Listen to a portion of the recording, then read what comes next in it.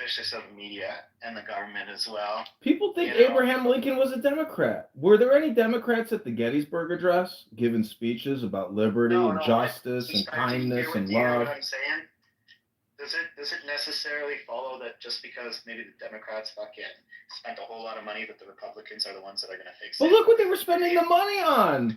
Fucking social equity justice programs for trans. Do you hear what I'm saying? Yeah, no, I get it. But I'm not sure Trump's the savior either. You know what I mean? I'm so skeptical. He's the captain of the ship. Were you going to go against the captain? We voted him in. Yeah.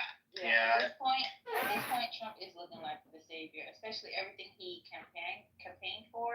Those are the things that he's doing right now. So there's no surprise to the American people that voted for him.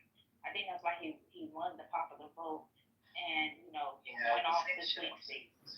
You guys always they have had the White House over like 11 years. I think in his last 6 years, something like that, more than the Republicans. So that's why we are looking at the Democrats the way we are.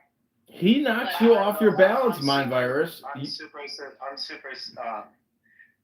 very skeptical. He unbalances you. That's why you're skeptical, because of who he is. No, that's not what I'm saying.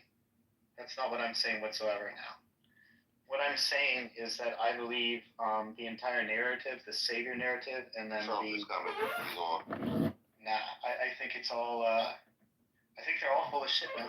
You're a Mind Virus. You're projecting. That's what Mind Viruses do. No one should trust you because I think your opinion is inferior and lacks really maybe self-awareness most of all. Good. I'm glad. You shouldn't trust me. You should listen to yourself. Like everybody should listen to yourself. Don't trust me. I see Trump. Our poll question, so many of you watching, around 14,000 of you have already chimed in. The question we posed was, which issue would you like the president to focus on tonight? Tariffs, the war in Ukraine, border security, or DOGE cuts? And an overwhelming number of you, more than half, want DOGE cuts. Front and center, of course, Austin, Elon Musk is in the chamber. So please vote even more. You can scan that QR code or visit that URL there. Let's get back out to the chamber, Austin. So, one thing I wanted to mention, you might have noticed on the screen that we saw a number of elected leaders wearing pink. We're getting told that Democratic representatives are telling Time magazine pink is intended to signal protest of, quote, Trump's policies which are negatively impacting women and families. So if you see a large group of folks wearing pink, it's a protest. Let's talk about something that we're going to be following closely. Oh, and you know what? One more thing in the crowd to watch for. I read that Senator Bernie Moreno out of Ohio will be handing out U.S. flags to Republican senators ahead of President Trump's speech. So it's very possible we'll see a number of American flags waving in the crowd when we see these applause breaks during the speech itself.